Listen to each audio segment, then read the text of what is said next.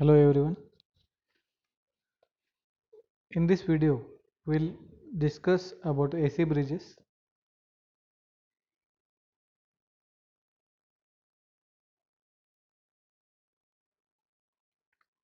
AC bridges are used to determine the various AC quantities such as self and mutual inductance, capacitance, dissipation factor, that is D, dissipation factor D of a capacitance, quality factor Q of an inductance. So these quantities we can determine by using AC bridges. The AC bridges use an AC supply.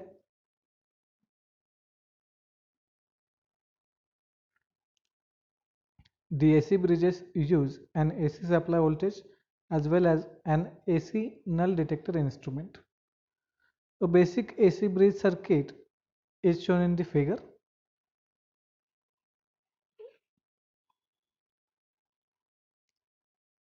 This basic AC bridge circuit consists of impedances instead of resistances. So you can see in this basic AC bridge circuit, instead of resistances, impedances are used Z1, Z2, Z3 and Z4. It can be seen from the figure that an AC supply feeds the bridge containing an impedance in each of its arm.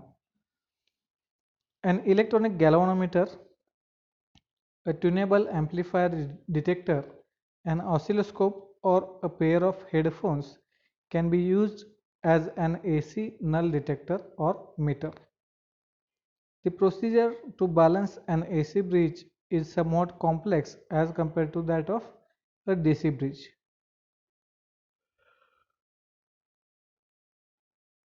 The voltage terminals 1 and 2 must be 0. So here terminal 1 and here terminal 2 are mentioned. So voltage across terminal 1 and 2 must be 0 so that no current flows through the meter and it indicates 0.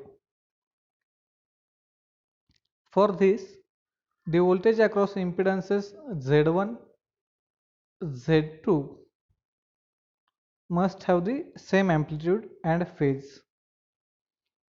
This is equally true for impedances Z3 and Z4.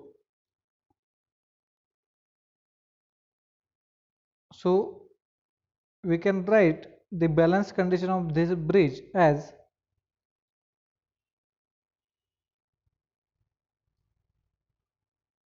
VZ1 equals to VZ2 and VZ3 is equal to VZ4. Or instead of this, we can write for this one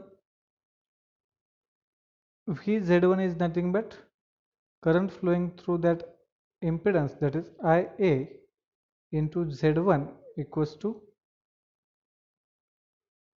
Ib, which is flowing through Z2, and same for Z3 and Z4. So it is Ia Z3 equal to Ib Z4, because Ia is flowing through Z1 and Z3 and Ib is flowing through Z2 and Z4. So if we divide these equations, Ia Z1 upon Ia Z3 equal to Ib Z2 by Ib Z4. So here current will get cancelled. So we get the equation Z1 Z4 equals to Z2 into Z3. So I am writing that equation Z1 Z4 equals to Z2 into Z3. Similar results can be obtained if admittance were used instead of impedances. So for impedances we can write this equation y1 y4 equals to y2 into y3. So this equation is for admittances used in the bridge. So these two equations are known as the balance equations of an AC bridge. Here it should be noted that the real and imaginary parts of impedances and admittances must be taken into account while using these equations. This leads to the formation of two balance equations, since equating real parts yields one equation and equating imaginary parts results in another equation.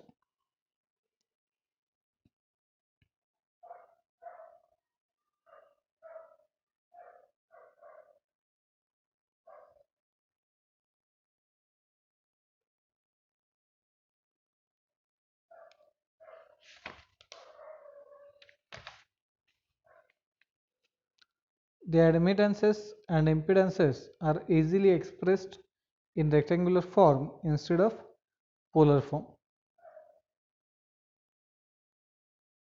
So here that equations are given, which we have already discussed for the given bridge. Okay. This is for impedances and this is for admittances.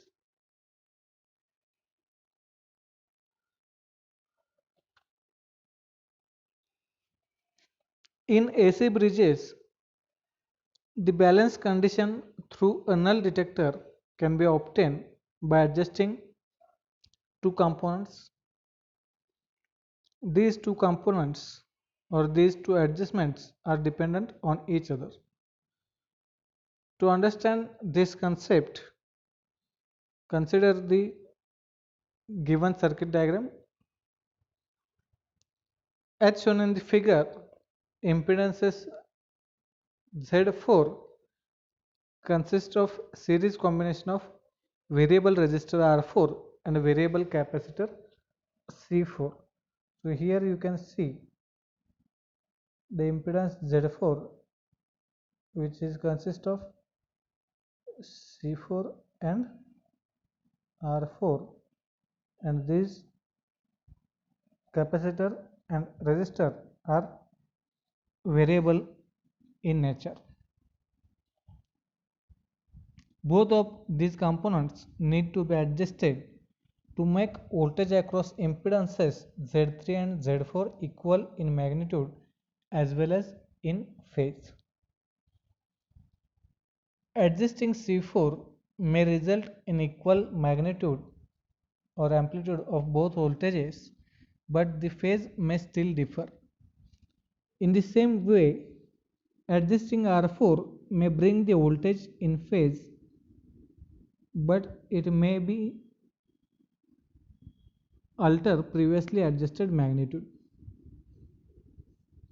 Let the capacitor be varied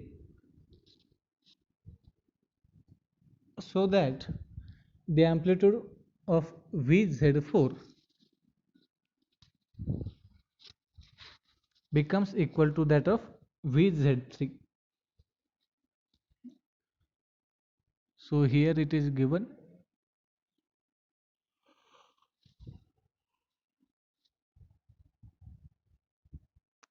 At this moment, the meter would deflect the potential difference between both the voltages, that is VZ3 minus VZ4, since the phase is still different. Now when the resistance R4 is adjusted, it results in the reduced phase difference, which thereby reduces the overall potential difference.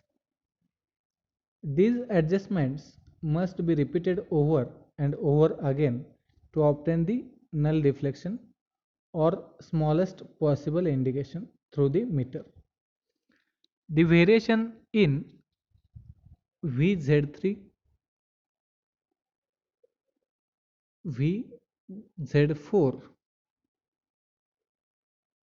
and VZ3 minus VZ4 are shown in the steps as C4 and R4 adjusted in next figure.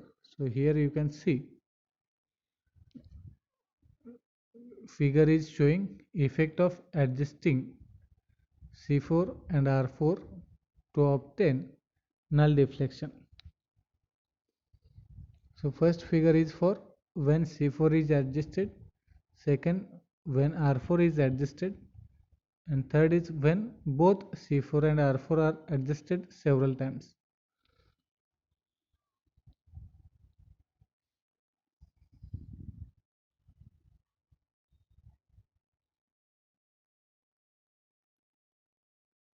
So these are the variations or effect of adjusting C4 and R4.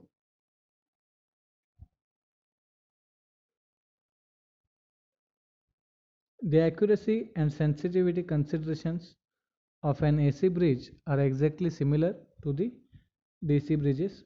Similarly, analytical approach is used to examine these factors.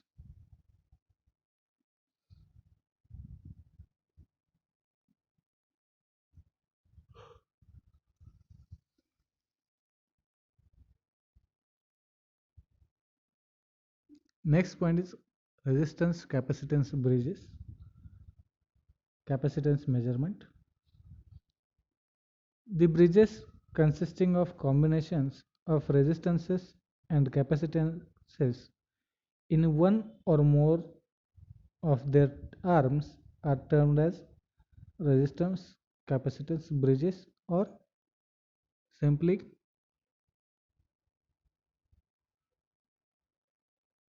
RC bridges.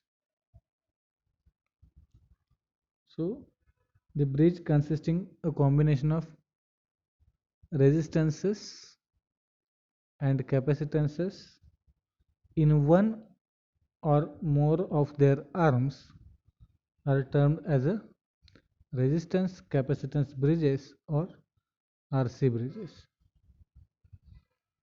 These bridges are meant to measure the unknown capacitance in one of their arms.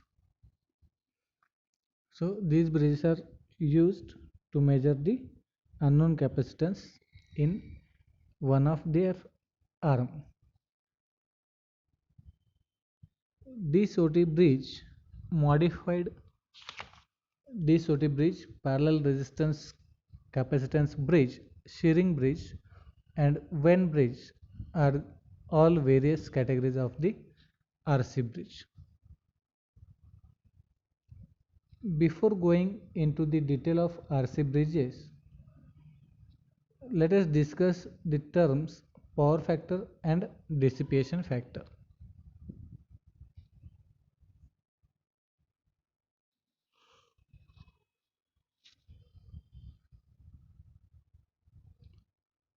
Power factor of a series RC circuit is defined as the cosine of the phase angle between resistance and impedance of the circuit. And mathematically,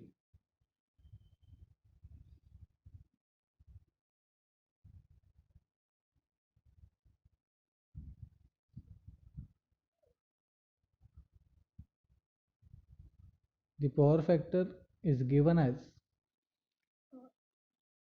Rs upon Zx.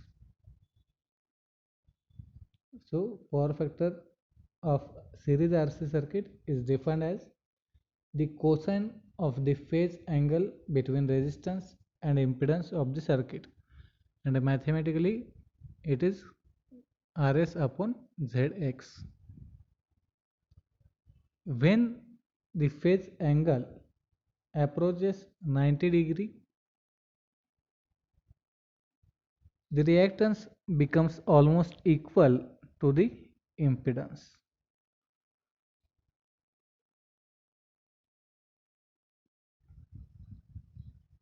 The power factor can be given as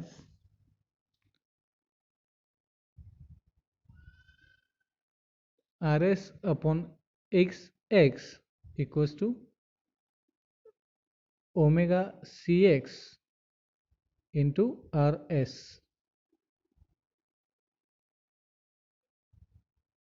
So when phase angle approaches 90 degree, reactance becomes almost equal to the impedance.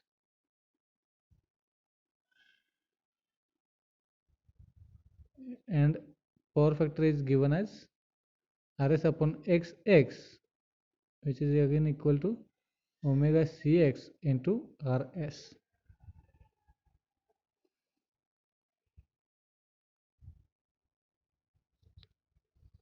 Now a capacitor can be judged on its quality in terms of its power dissipation. An extremely pure capacitor has practically zero power dissipation, while a lossy capacitor dissipates some power.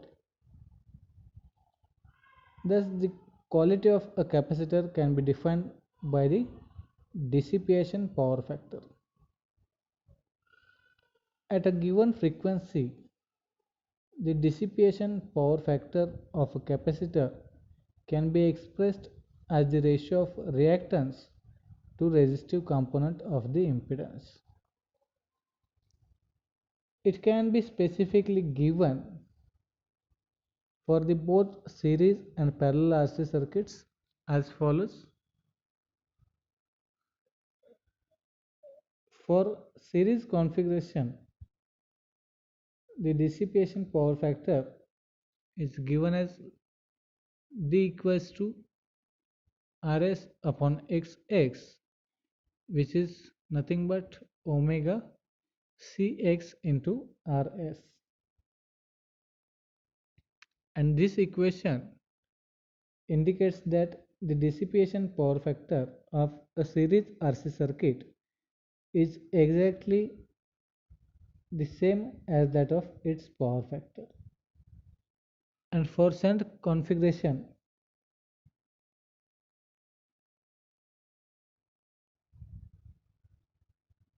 D equals to, that is dissipation power factor, equals to Xx upon Rsh equals to 1 upon omega Cx into Rsh. It should be noted that the Rsh in the equation must be significantly larger than 1 upon omega Cx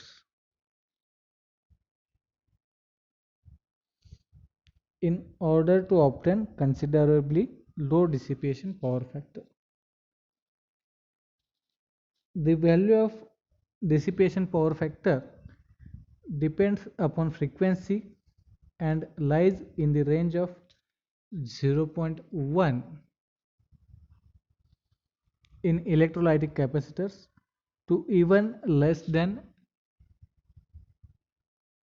10 raised to minus 4 in capacitors with plastic film dielectrics. So in this video we have seen the introduction of AC bridges and the introductory part of resistance capacitance bridges, that is RC bridges.